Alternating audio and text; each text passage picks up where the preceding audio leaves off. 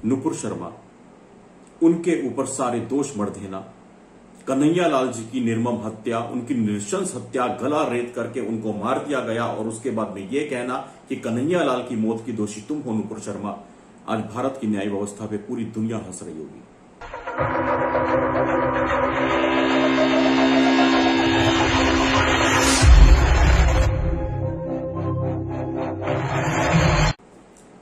नमस्ते दोस्तों, 3 दिन पहले लाइव आया था आप सबसे बात करने के लिए जब उदयपुर में एक नृशंस हत्या की गई, गला रेत करके कन्हैया लाल जी को मार दिया गया था। उस दिन मैंने आपको लाइव के बीच में बताया था कि मेरे को थ्रोट और ईयर इन्फेक्शन हो गया है, एक कान में लगभग आवाज आनी बंद हो गई है और गले में भी बहुत पेन था। डॉक्टर ने मेरे को कंप्लीट बेड रेस्ट बोला था, आवाज को आराम देने के लिए कहा था, वोकल कॉर्ड्स को आराम देने के लिए बोला था। मैंने आपसे कहा था कि हो सकता है अगले हफ्ता या 10 दिन तक मैं लाइव नहीं आऊंगा और शायद वीडियो भी नहीं शूट करूंगा क्योंकि मेरे को अपनी आवाज को आराम देना है। लेकिन कुछ बड़ा होगा तो मैं अवश्य आपके सामने लाइव आऊंगा या वीडियो के माध्यम से आऊंगा। आज मैं फिर से गया था डॉक्टर के पास में, अस्पताल गया था अपनी रिपोर्ट्स लेकर के। बड़ा अजीब सा वाक्य हुआ। जब मैं अपनी रिपोर्ट्स लेकर डॉक्टर के पास में गया तो डॉक्टर कहते हाँ जी आप कौन? मैंने कहा जी मैं शुभम मंगला। बोले क्या हुआ? मैंने कहा डॉक्टर साहब मेरे को थ्रोट इन्फेक्शन है, ईयर इन्फेक्शन है और ये रिपोर्ट्स है मेरी, जरा देख लीजिए। बोले आपको कोई बीमारी नहीं है, आप खुद एक बहुत बड़ी बीमारी हो और पूरे भारत का माहौल आपके कारण बिगड़ा हुआ है। आप अपने आप में एक बीमारी हो और समाज में अराजकता फैली हुई है आपके कारण। मैंने कहा डॉक्टर साहब ऐसा क्या हो गया? बोले आपको पता नहीं, अभी कुछ 2 भेड़ियों ने एक इंसान को खा लिया। राजस्थान में उदयपुर में 2 भेड़िए मिलकर के एक इंसान को खा गए, उसके जिम्मेदार आप हो शुभम जी। मैंने कहा मैं कैसे? बोले आप ही जिम्मेदार हो और आप एक काम करो, लाइव आते हो ना तो फटाफट लाइव आओ और जाकर के पूरे देश से माफी मांगो। आप सभ्य समाज में रहने के लायक नहीं हो, आपको पता नहीं किस बात का गुमान है, किस बात का गुरूर है और पता नहीं अंट शंट डॉक्टर साहब बोलने लग गए लगातार।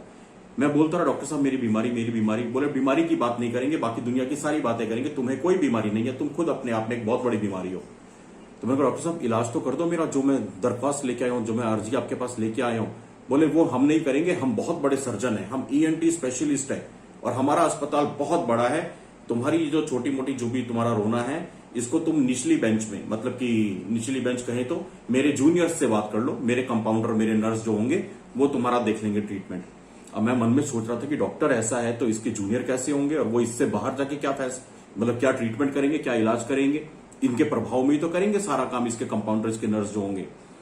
खैर डॉक्टर ने मेरे को वहां से मेरी बीमारी के ऊपर बात ना करके दुनिया की सारी गालियां मेरे को दी, दुनिया की सारी गंदी बातें मेरे को बोल दी, दुनिया की सारी इल्जाम मेरे पे मढ़ दी और ये कह दिया कि शुभम जी तुम्हारे कारण समाज में जंगली नरभक्षी भेड़िए हैं जो कि इंसानों की हत्या कर रहे हैं, उसके जिम्मेदार तुम हो। मैंने कहा सर जी मैं तो गला और कान चेक करवाने आया हूं। बोले वो नहीं चेक होगा, वो तुम निचली बेंच में जाओ, नीचे हमारे कंपाउंडर देख लेंगे, हमारा मत टाइम वेस्ट करो।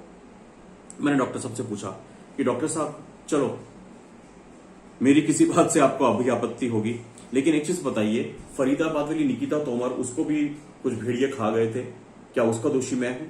अंकित सक्सेना उसको भेड़िए खा गए थे, क्या उसका दोषी मैं हूं? चंदन गुप्ता उसको भेड़िए खा गए थे, क्या उसका दोषी मैं हूं? ध्रुव त्यागी उसको भेड़िए खा गए थे, क्या उसका दोषी मैं हूं? डॉक्टर नारंग वो अपने बच्चे के साथ दिल्ली में खेल रहे थे, अपने घर के अंदर खेल रहे थे, क्रिकेट खेल रहे थे, उनकी बॉल बाहर चली गई अपने घर से और जरा सी बात पे कुछ कुत्ते कुछ भेड़िया आके उनको खा गए, मार दिया, क्या उसका दोषी भी मैं हूं? डॉक्टर साहब के पास में कोई जवाब नहीं था इन सब बातों का। बोले कि टाइम मत वेस्ट करो, निचली जगह जाओ, कंपाउंडर से इलाज करवाओ और फटाफट लाइव आके पूरे देश से माफी मांगो, तुम सभ्य समाज में रहने के लायक नहीं हो। दोस्तों डॉक्टर भगवान का रूप होते हैं, ऐसे ही हमारी न्याय प्रणाली में हमारे माननीय न्यायालय, हमारे न्यायाधीश, हमारे जजेस, उनको भी हम मिलॉर्ड बोलते हैं, माय लॉर्ड बोलते हैं, वो भी भगवान का रूप होते हैं। डॉक्टर जो हमें जीवन दान देता है और न्यायाधीश न्याय व्यवस्था जो हमें जीने का हक देती है, एक न्याय की उम्मीद देती है। आज भारत की न्याय प्रणाली में बहुत बड़ा प्रश्न चिन्ह लग गया है।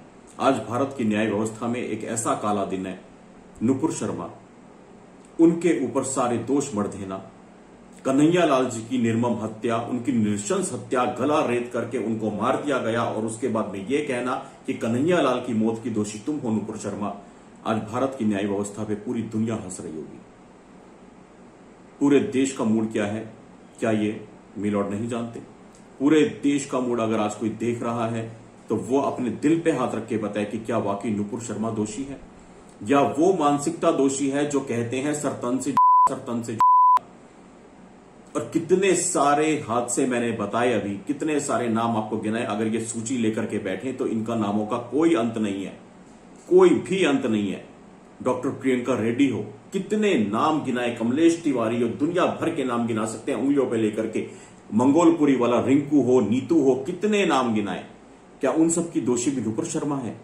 ये किस तरह के लॉजिक आज दिए हैं, किस तरह की स्टेटमेंट दी गई है, किस तरह की टिप्पणियां की गई है। मैं दोनों हाथ जोड़ के हमारी भारत की न्याय प्रणाली, न्याय व्यवस्था में अगर कोई सुन सकता है, अगर अस्पताल की बात करें, डॉक्टर से ऊपर अगर अस्पताल का कोई डीन है, इसी तरह से भारत की न्याय प्रणाली में अगर सुप्रीम कोर्ट के जजेस से ऊपर चीफ जस्टिस ऑफ इंडिया या कोई भी उन पे अंकुश लगा सके, सुओ मोटो ले सके, स्वतः संज्ञान ले सके, या मेरे अभी संज्ञान में आया है कुछ अर्जियां भी दाखिल हुई है वहां पे सीजेआई के पास में, उनको इसमें इंटरफेयर करना होगा और कड़ी कार्रवाई करनी होगी। क्योंकि जिनको हम देवता मानते हैं, अगर डॉक्टर इस तरह का व्यवहार करेंगे, जैसा कि मैंने अभी कहानी के माध्यम से बताया, या जजेस इस तरह का व्यवहार करेंगे, तो लोगों का भरोसा अपने भगवान से उठ जाएगा। ना तो डॉक्टर का सम्मान किसी के दिल में बचेगा, ना ही न्यायाधीशों का सम्मान किसी के दिल में बचेगा। भारत के चीफ जस्टिस सीजेआई से करबद्ध निवेदन है, जो याचिकाएं उनके पास में गई हैं उस पर जल्द से जल्द संज्ञान लें। और हां, आज के इस पूरे कोर्ट के एपिसोड में बहुत सारी टिप्पणियां की जजेस ने, लेकिन मेरे को एक टिप्पणी बहुत ज्यादा पसंद आई। एक टिप्पणी जिसमें जज ने यह बोला था कि ताकत का गुरूर हो जाता है, किसी किसी के सर पे चढ़ जाता है ताकत का गुरूर, और ताकत के गुरूर में ये सोचते हैं हमारे पास सब कुछ है, हम ही भगवान है, हमारे पास बैकअप है, हम कुछ भी बोल सकते हैं, कुछ भी कर सकते हैं। जज साहब ने यह बिल्कुल सही कहा था। किसके लिए कहा था मुझे नहीं समझ में आ रहा है, लेकिन आज उनकी यह टिप्पणी उन्हीं के ऊपर फिट बैठती भी लगती है। आपके क्या विचार है कमेंट बॉक्स में बता दीजिएगा। चैनल संकट में है, 3 महीने का बैन ऑलरेडी हम लोग झेल रहे हैं, शैडो बैन में चल रहा है। 10 दिन में 3 वीडियो, 3 चैनल रोक दिया गए, परसों वाला वीडियो भी हमारा उड़ा दिया गया। ऐसे में 10-15 दिन में लाइव नहीं आऊंगा, क्योंकि बहुत मुश्किल में मैं अभी बात कर रहा हूं, पेन किलर खाकर के ये वीडियो बना रहा हूं, बिल्कुल नहीं बोला जा रहा था।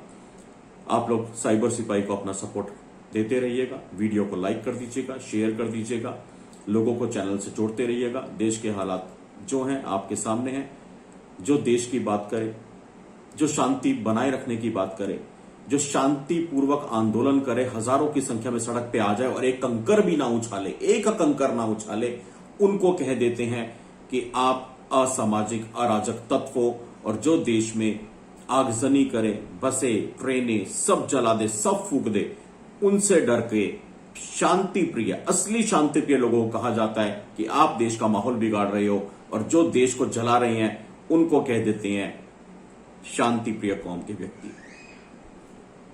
अपने विचार दीजिएगा। नमस्ते, जय हिंद।